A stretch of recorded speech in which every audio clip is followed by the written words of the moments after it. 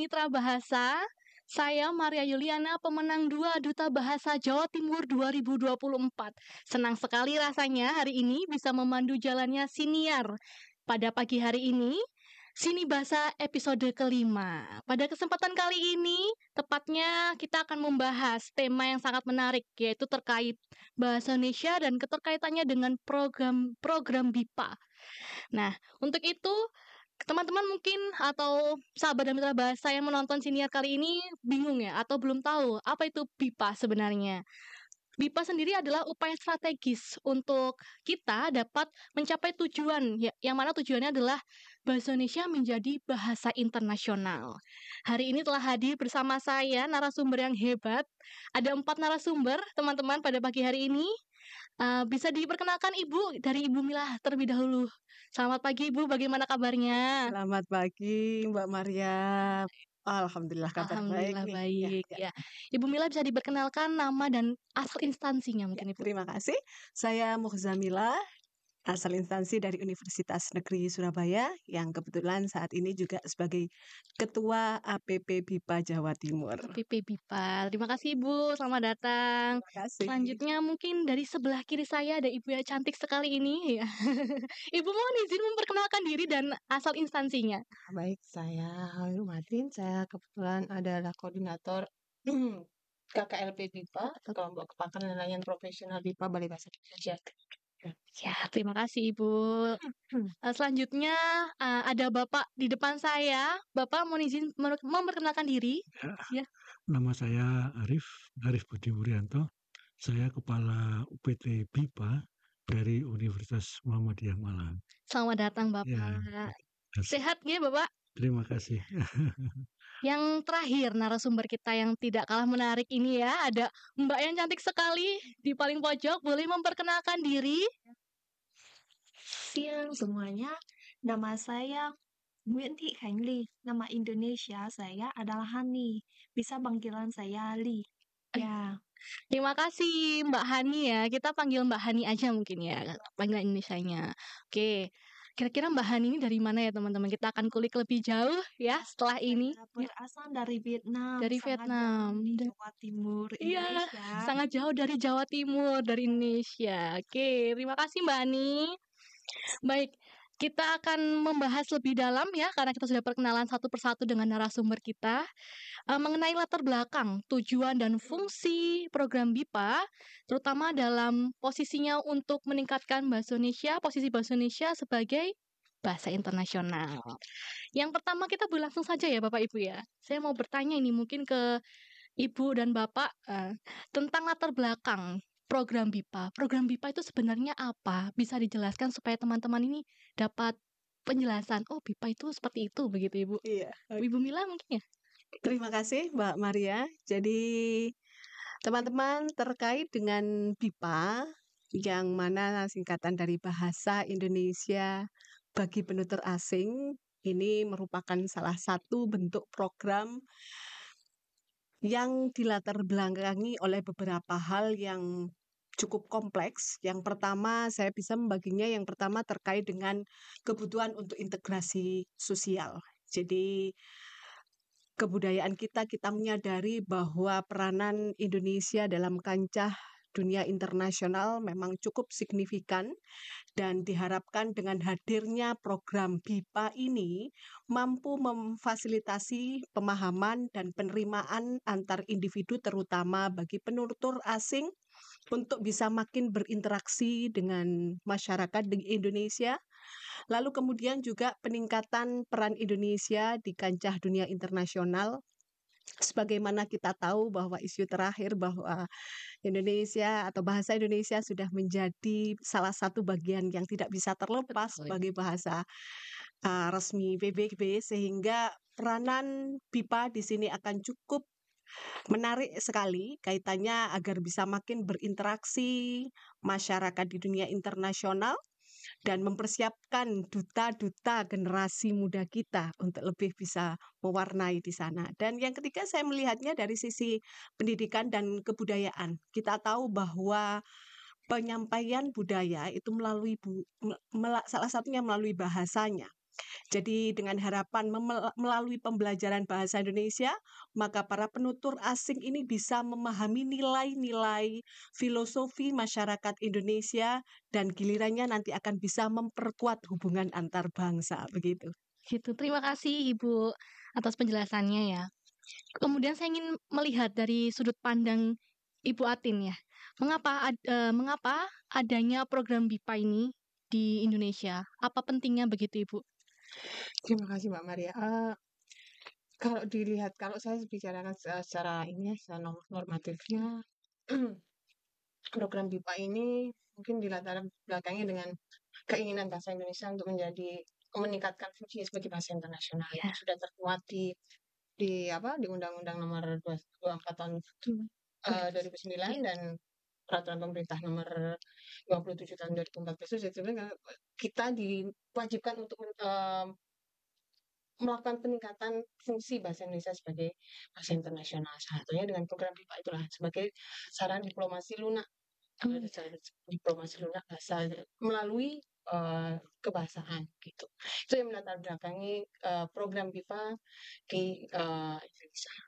Mungkin Bapak Arif nanti bisa Monggo lanjutkan. Bapak Arif ya. Baik, terima kasih. Jadi kalau kita berbicara BIPA itu sebetulnya sudah lama ya. Sejak Indonesia merdeka tahun 1945 itu ada satu negara yang mempelajari bahasa Indonesia ya, yaitu Rusia. Tapi namanya belum BIPA, ini bahasa Indonesia. Itu tahun 49 ya. Kemudian diikuti oleh Amerika Serikat. Baru BIPA itu ada di Indonesia tahun 1974. Itu ada nama BIPA, Bahasa Indonesia Penutur Asing. Nah dari situlah bahasa Indonesia semakin berkembang, ditingkatkan dan dipelajari oleh mahasiswa, oleh teknokrat, kemudian oleh para diplomat dan sebagainya, menjadi bahasa yang harus dikuasai ya, harus dipelajari. Nah dengan adanya BIPA semakin kuat begitu, pada November ya tahun 2023 itu ya, itu bahasa Indonesia sudah menjadi bahasa di PBB. Saya kira itu sudah merupakan suatu tingkat atau kedudukan yang sangat luar biasa. Ya, jadi selain 5 bahasa yang digunakan, bahasa asing yang digunakan di PBB, ditambah satu yaitu bahasa Indonesia. Itu mengandung suatu nilai diplomatis yang sangat luar biasa untuk meluaskan bahasa Indonesia sebagai bahasa asing dan dipelajari oleh orang asing, begitu. Ya. Terima kasih Bapak, sudah jelas ya manfaatnya ya untuk kedepannya, dan juga tadi sudah disampaikan oleh Bu Atin, karena kita ada tujuan dari peraturan pemerintah dan juga kebijakan undang-undang begitu.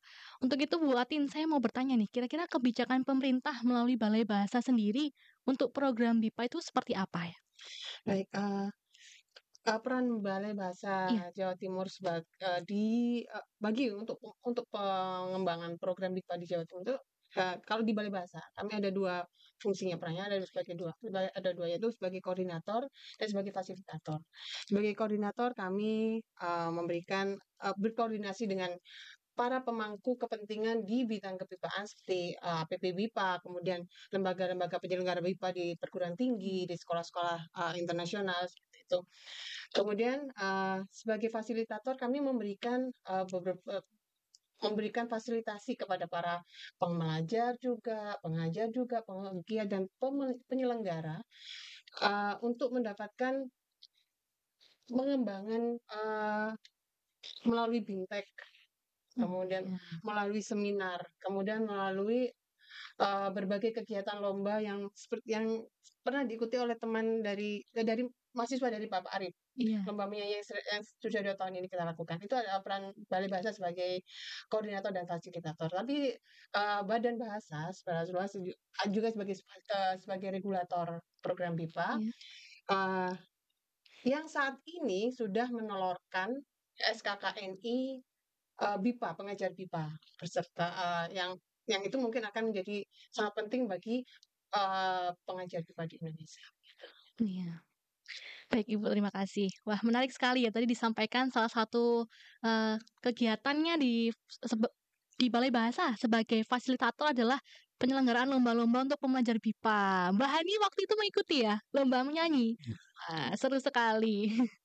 Kemudian Ibu Bapak, saya ingin gali lebih dalam lagi terkait yang disampaikan dari Bu Mila. Tadi saya sedikit tertarik Ibu dengan kalimat Ibu yang menjelaskan tentang pendidikan dan kebudayaan kaitannya dengan BIPA. Bahwasanya saat pembelajar BIPA mempelajari bahasa itu tujuannya juga untuk kebudayaan. Bapak Arif boleh dijelaskan mungkin ya, bagaimana sih proses ketika program-program BIPA dijalankan itu bisa membawa pembelajar BIPA ini mengenal tentang budaya di Indonesia. Baik. Bahasa dan budaya itu merupakan satu kesatuan atau merupakan bagian yang sangat integral, sangat penting. Bahasa diucapkan oleh penutur bahasa Indonesia dengan kebudayaan Indonesia. Oleh karena itu, sebelum orang asing itu belajar bahasa Indonesia, mereka juga harus belajar budaya. Seperti misalnya kita tidak boleh mengatakan pada orang tua kita dengan kamu atau menyebut nama kan demikian, tapi ada bapak, ibu, saudara kan sebagainya. Ada unsur budaya yang dimasukkan di dalam budaya BIPA itu sendiri. Itu dari aspek bahasa banyak sekali yang harus kita angkat. Karena bahasa Indonesia yang mencerminkan budaya Indonesia itu juga belum begitu baik dibahas demikian. Yang kedua bahwa mereka tinggal di Indonesia, budaya Indonesia juga perlu diperkenalkan sebagai bagian dari kekayaan budaya bangsa. Jadi misalnya saja pada budaya-budaya fisik, pada budaya-budaya non-fisik itu juga harus diperkenalkan pada mereka. Jadi ada di dalam kursus bahasa Indonesia itu pembelajaran ya mengenai budaya. Apakah budaya di dalam conversation dan tanya jawab ya, budaya dalam percakapan, budaya di dalam rumah tangga, di toko, di pasar, bahkan di masyarakat itu sendiri. Selain itu juga diperlukan adanya pengetahuan kekayaan alam Indonesia. Budaya itu termasuk budaya dalam alam bangsa. Bagaimana alam Indonesia itu juga diperkenalkan pada mereka itu melalui BIPA. Sehingga dalam BIPA itu pengembangan teks-teksnya juga teks-teks budaya itu lebih masuk. Selain teks-teks yang sifatnya itu teks-teks prosedural, teks-teks yang berisi tentang percakapan, bicara ya dan sebagainya, juga ada teks-teks tentang budaya. Tapi sebetulnya itu pembelajaran bahasa kan seperti itu. Jadi misalkan saja perayaan Idul Fitri di rumah. Budaya apa itu Idul Fitri, bagaimana harus bersopan santun pada orang tua, bagaimana rasa hormat dan sebagainya itu dikembangkan. Jadi pengetahuan budaya itu melengkapi bahasa, pengetahuan bahasa, begitulah. Kira-kira seperti itu ya. Iya, Bapak, betul. Saya setuju dengan penjelasan dari Bapak Arif begitu. Ibu Mila, saya mau lanjut ke Ibu Mila sekarang. Silakan. Sudah disampaikan manfaatnya juga kaitannya dengan budaya seperti yang disampaikan Ibu Mila. Saya mau tanya Ibu, kira-kira dari pandangan APP BIPA sendiri, tujuan dan sasaran program BIPA ini seperti apa? Mungkin bisa dimulai dari tujuannya Ibu, tujuan program BIPA ini.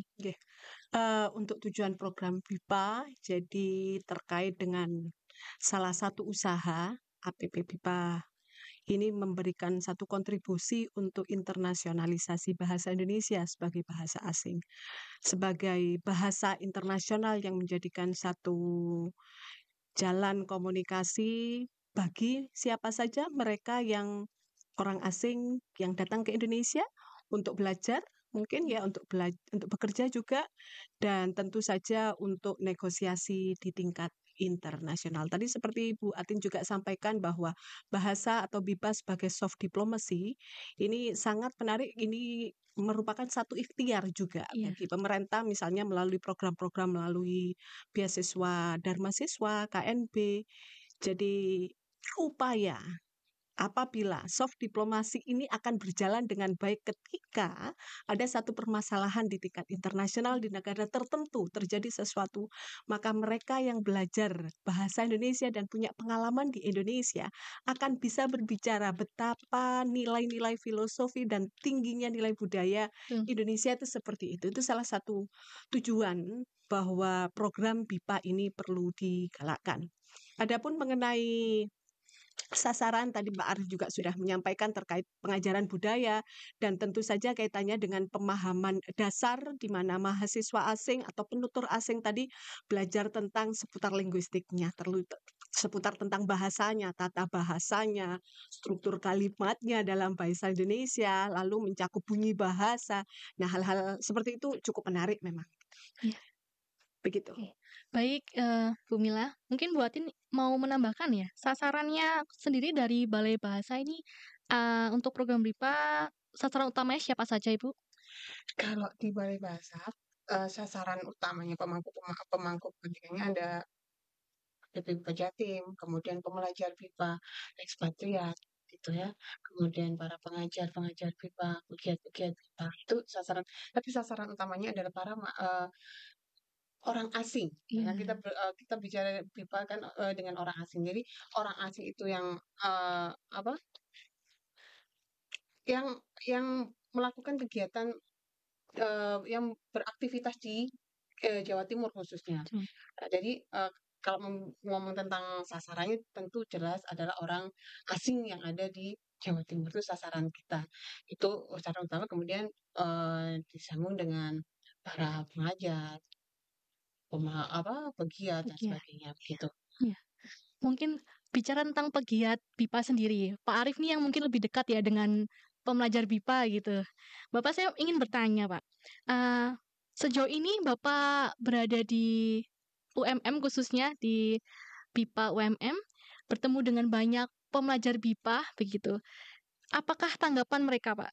Bagaimana tanggapan mereka terkait program BIPA sendiri?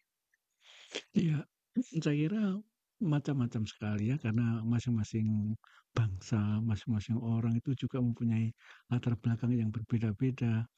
Bahkan yang membuat kita senang adalah di antara para pelajar BIPA, belajar bahasa Indonesia itu ada yang melanjutkan S2 bahasa Indonesia di Indonesia dan mereka di negaranya menjadi pengajar bahasa Indonesia. Jadi pengalaman saya berkecimpung di BIPA itu sejak tahun 89 ya. Udah lama ya, Pak. Jadi sejak 89 itu banyak peristiwa siapa saja yang mengikuti BIPA. Bukan hanya mahasiswa, tapi juga ada orang-orang calon duta besar yang belajar bahasa di tempat saya, karena itu memang dipilih oleh Kementerian Luar Negeri sebagai tempat belajar bahasa Indonesia. Itu sesuatu yang saya kira juga merupakan membanggakan Jawa Timur ya, karena juga dalam lingkup di Balai Bahasa. Jadi mereka belajar bahasa dan budaya Indonesia dari 13 negara. Mungkin sekarang mereka sudah menjadi duta besar ya. Baik, kemudian yang kedua, bagaimana bahasa Indonesia itu dipelajari hampir 2 kelas dua kelas itu dikirim untuk belajar BIPA. Jadi ada 32 mahasiswa khusus 2 kelas itu dari China. Suatu ketika China itu ingin mengembangkan bahasa Indonesia dan mereka juga ingin mengembangkan pengajarnya itu yang menginstruksi itu adalah orang-orang dari mereka sendiri. Nah, sudah tentu dengan menghadapi mereka dari berbagai macam negara, kami juga belajar bagaimana kami harus menghadapi secara internasional orang-orang tersebut. Oleh karena itu bisa dikatakan BIPA di suatu lingkungan itu bisa menjadi sebuah sebuah masalah internasional mini begitu, mengkoordinasikan masalah internasional yang belajar bahasa dan budaya, bukan hanya bahasa. Belajar bahasa itu cepat, sedangkan yang sulit adalah budaya. Jadi bagaimana mereka bisa berbahasa Indonesia, berkontribusi terhadap bangsa Indonesia, dan mereka juga bisa berperilaku bahasa Indonesia, karena sudah banyak contoh ya, seperti mantan duta besar Amerika Serikat di Indonesia itu satu keluarga lebih mengindonesia ya, lebih mengindonesia karena memang mereka belajar BIPA waktu itu, dan mereka menjadi sudah tentu di negaranya juga menjadi seorang Indonesianis yang sangat luar biasa. Itu salah satu contoh, banyak contoh yang bisa diceritakan ya sebelumnya, tapi ini memang luar biasa. BIPA itu bisa mengakrabkan dua negara, dua budaya, dan sudah tentu menginternalisasi bahasa Indonesia itu adalah menjadikan mereka bisa ya berperilaku sebagai bangsa Indonesia seperti itu. Wah, sangat menarik Bapak Arif. Iya. Bicara tentang mahasiswa yang sudah banyak ternyata ya yang belajar bahasa Indonesia, kita rasanya menarik Bapak Ibu kalau mendengar langsung dari mahasiswanya atau pembelajar BIPA yang hadir bersama-sama dengan kita dari Mbak Hani sendiri. Namun sebelum itu sahabat dan mitra bahasa, sebelum kita lebih lanjut lagi mendengar penjelasan atau cerita langsung dari Mbak Hani, kita mau melihat dulu tayangan berikut ini, video profil Balai Bahasa Provinsi Jawa Timur.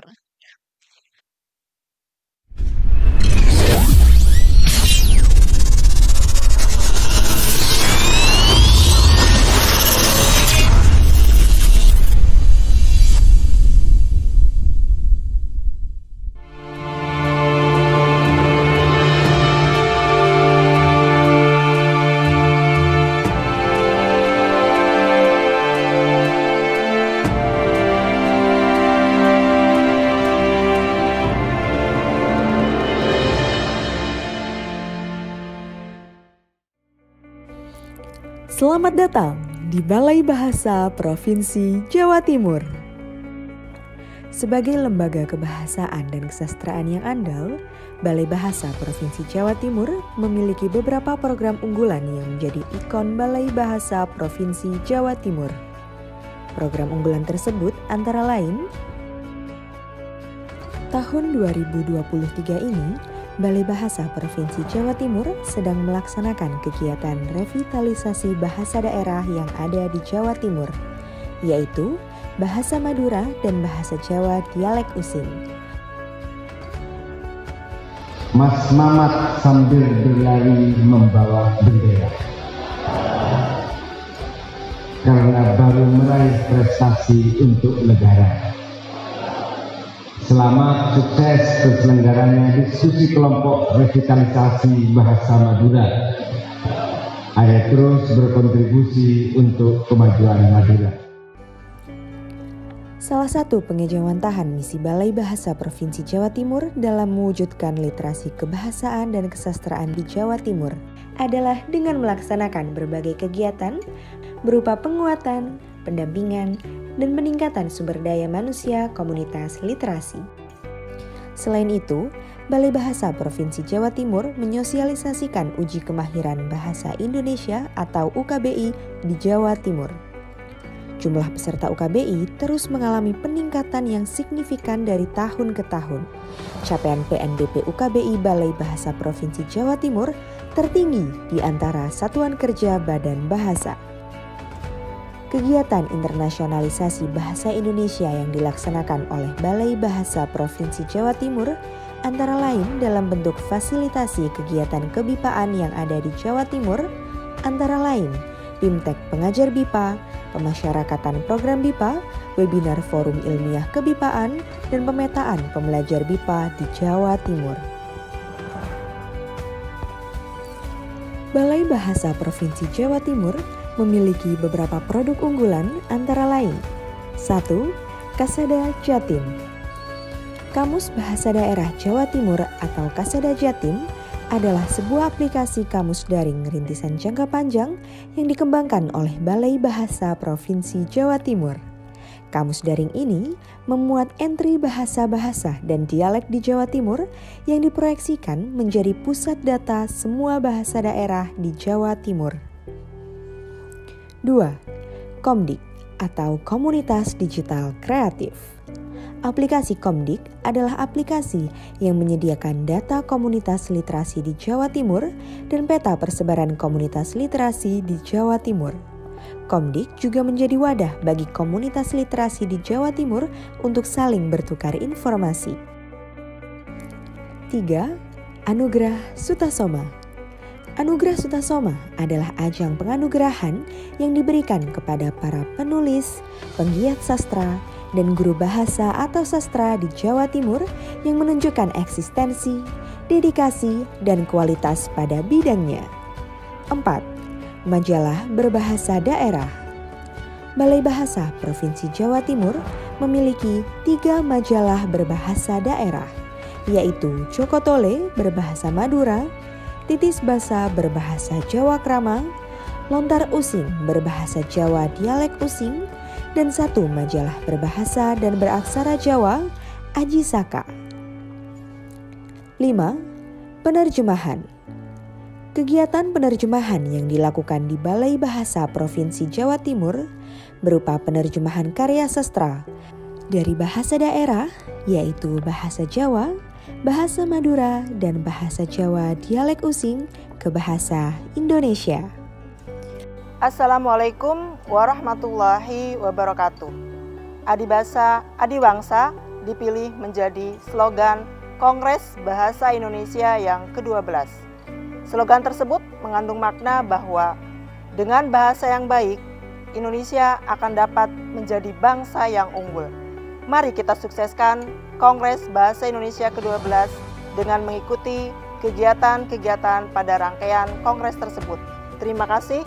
Wassalamualaikum warahmatullahi wabarakatuh.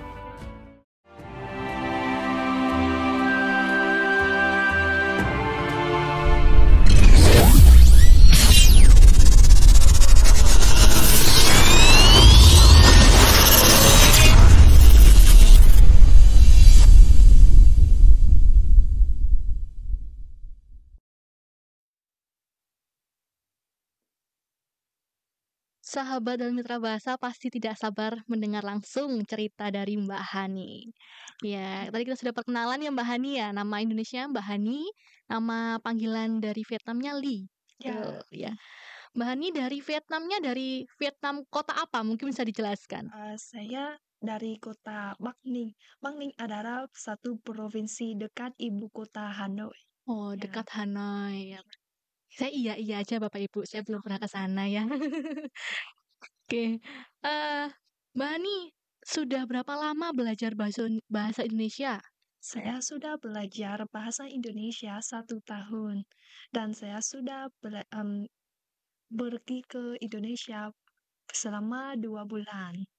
Oh iya, Dan berarti saya adalah mahasiswa asing dari Universitas Muhammadiyah Malang. oh begitu Mbak Ani. Jadi sudah 1 tahun belajar bahasa Indonesia, terus kembali lagi ke Indonesia selama 2 bulan ini ya, Ya, untuk menjadi mahasiswa di UMM begitu. ya, Iya.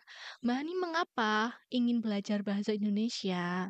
ya, saya pilih bahasa Indonesia karena jurusan saya adalah studi Asia Tenggara. Ya, saya bisa belajar keberangan tentang budaya Indonesia dan saya merasa sangat menarik dan saya juga menonton video tentang tempat wisata dan budaya orang Indonesia di internet yang saya sangat sukai karena saya sudah memilih bahasa Indonesia untuk belajar. Iya Mbak Ani, wah jadi tertarik juga dengan budaya dan tempat-tempat wisata ya di Indonesia. Mbak Hani sudah 2 bulan berkuliah di UMM. Ya. Saya mau bertanya tentang gegar budaya. Gegar budaya itu culture shock Mbak Hani. Ya, Mbak Hani merasakan gegar budaya tidak? Atau culture shock selama belajar ataupun menetap selama 2 bulan ini di Malang ya? Saya merasa budaya Indonesia sangat menarik dan sangat beragama. Oh Ya, iya. ada banyak dalam program di UMM. Saya juga bisa belajar banyak keteram- mm, pengetahuan tentang budaya. Dalam kelas budaya Mbak Arif, saya sudah belajar bermain alat musik angklung. Oh Ya, iya. nah, alat musik tradisional Indonesia, gamelan. Ya, sangat menarik dan saya juga sangat suka pemandangan Indonesia. Orang-orang sangat ramah. Oh iya. Semua orang bertemu saya tersenyum dan halo pagi, siang. Saya sangat senang dan nyaman ketika tinggal di Indonesia. Oh iya, jadi Mbak Hani merasa sangat berbeda tidak dengan negara Mbak Hani Ya, asalnya? ada hal yang mirip, ada hal yang beda. Oh iya, ada hal yang mirip dan hal yang berbeda. Jadi kesimpulannya Mbak Hani merasa culture shock atau gegar budaya tidak ketika di Indonesia? Culture shock atau tidak? Kaget atau tidak dengan situasinya seperti itu? Sedikit. Sedikit, iya. Pak, biasanya apa yang pertama kali membuat Mbak Hani kaget yang berbeda dengan budaya di Agama. Oh, agama, ya. Ada banyak orang Vietnam adalah orang Buddha dan Indonesia Muslim. Ya, ada beda. Iya. Selain agama mungkin ada lagi Mbak Hani kebiasaannya ya. Kebiasaan yang berbeda begitu. Mungkin cuacanya atau makanannya. Makanan ada ada rasa beda. Oh, rasa beda. Iya. Suka pedas. Saya tidak bisa makan beda, tapi ada banyak makanan Indonesia saya sangat suka. Contoh bakso, soto ayam, nasi campur. Nasi campur, suka nasi campur Ibu. Ya, tempe. Oh, tempe juga. Tumis. Oh, tumis tempe.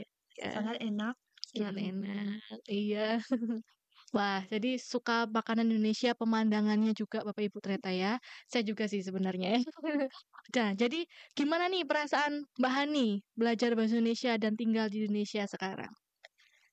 Saya merasa sangat menyenangkan ketika saya ada kesempatan untuk pergi ke Indonesia dan belajar bahasa Indonesia di UMM. Iya. Ya, saya sangat senang. Orang Indonesia membantu saya sangat senang. Semua ramah dan senang.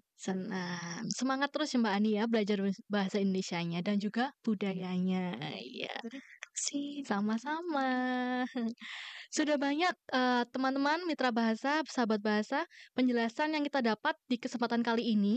Sebelum menutup siaran siniar kali ini, saya mohon izin kepada narasumber kita bisa memberikan pernyataan penutup mungkin kaitannya dengan harapannya dan rencana ke depan untuk program BIPA dari sudut pandang masing-masing lembaga begitu.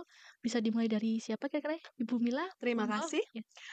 Kami kebetulan dari APP BIPA Jawa Timur yang menaungi sekitar hampir untuk saat ini di pengurus tergabung 37 orang dari PTN dan PTS serta para pegiat BIPA di Jawa Timur telah menyusun beberapa program kerja di antaranya dari divisi yang ada melaksanakan pelatihan, seminar, daring ataupun luring, kemudian juga pendataan penyelenggaraan program BIPA, penelitian seputar BIPA juga, kemudian kerjasama antar perguruan tinggi, lalu dan juga yang menarik adalah pengembangan buku ajar berbasis kearifan lokal. Maka dengan harapan sinergi kita, kerjasama kita, jejaring kita akan makin menghasilkan hal yang luar biasa, utamanya dalam ikhtiar kita bersama-sama dalam tujuan menginternasionalisasikan bahasa Indonesia. Gitu aja.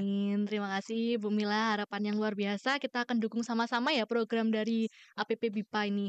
Selanjutnya mungkin Bapak Arif dulu, monggo Bapak. Iya. Ya, saya kira suatu kebanggaan pada masyarakat Indonesia mampu menduniakan bahasa Indonesia, budaya Indonesia, dan masyarakat Indonesia melalui BIPA. Karena BIPA sudah dikenal di seluruh dunia, bahkan menjadi bahasa internasional di UNESCO PBB. Itu aja. Ya. Harapan yang sama, semoga kita bisa bersinergi bersama juga dengan Mbak Arif. Kemudian yang terakhir mungkin Ibu Atin bisa sampaikan harapannya mungkin kelanjutannya, rencana ke depan untuk menutup siniar kita pagi hari ini. Ya, Balai Bahasa Jawa Timur sebagai koordinator dan fasilitator program BIPA sangat mengharapkan dukungan dari APP BIPA dan para penyelenggara BIPA di Jawa Timur agar program-program yang disusun oleh Balai Bahasa Jawa Timur juga tetap dapat disinergikan dengan para penyelenggara dan mitra Balai Bahasa Jawa Timur. Jejaring, kemudian kerjasama dan sebagainya itu perlu kita tingkatkan karena tanpa para penyelenggara BIPA, tanpa para pemangku kepentingan, tanpa APP BIPA Jawa Timur, program BIPA di Balai Bahasa mungkin tidak akan berjalan dengan lancar. Karena itu saya rasa harus tetap koordinasi tetap harus dijalankan, jejaring tetap dijalankan agar pengembangan program BIPA di Jawa Timur tetap bisa diselaraskan. Amin. Ya. Untuk Mbak Hani, ada yang ingin disampaikan mungkin untuk teman-teman di luar sana di seluruh dunia terkait belajar bahasa Indonesia yuk, begitu? Saya suka bisa belajar bahasa Indonesia dan saya ingin banyak orang Vietnam tahu budaya dan bahasa Indonesia di masa depan. Ya. Iya. Mbak Hani nanti hubungin teman-teman di Vietnam, ayo belajar bahasa Indonesia gitu ya di Jawa Timur gitu. Iya. Terima kasih banyak kepada narasumber kita hari ini, Ibu Atin, Bu Mila, Pak Arif, Mbak Ani, atas penjelasan yang sangat menginspirasi kita semua dan mendalam terkait program BIPA. Dari diskusi kali ini, saya menangkap bahwa BIPA tidak hanya bicara tentang pengajaran bahasa Indonesia saja, tetapi juga tentang memperkenalkan budaya, jati diri bangsa Indonesia juga kepada dunia ya. Semoga Sini Bahasa episode 5 menjadi semangat bagi kita semua, bagi masyarakat Indonesia. Kita sudah lihat bagaimana tadi Pak Arif juga menjelaskan banyak loh yang tertarik belajar bahasa Indonesia. Bagaimana dengan kalian teman-teman, sahabat dan mitra bahasa yang menyaksikan Sini Bahasa episode 5 kali ini? Semoga menjadi motivasi buat kita untuk terus berkontribusi dalam memajukan bahasa Indonesia, baik melalui pendidikan, budaya, maupun diplomasi internasional. Terima kasih kepada pendengar Sini Bahasa, Siniar Bahasa dan Sastra episode kelima. Nantikan terus dan tetap ikuti Sini Bahasa episode selanjutnya yang akan disiarkan di YouTube Balai Bahasa Provinsi Jawa Timur. Saya Maria Yuliana selaku moderator pada pagi hari ini pamit undur diri. Sampai berjumpa di Sini Bahasa selanjutnya. Selamat pagi. Terima kasih Bapak Ibu, terima kasih Mbak Adi.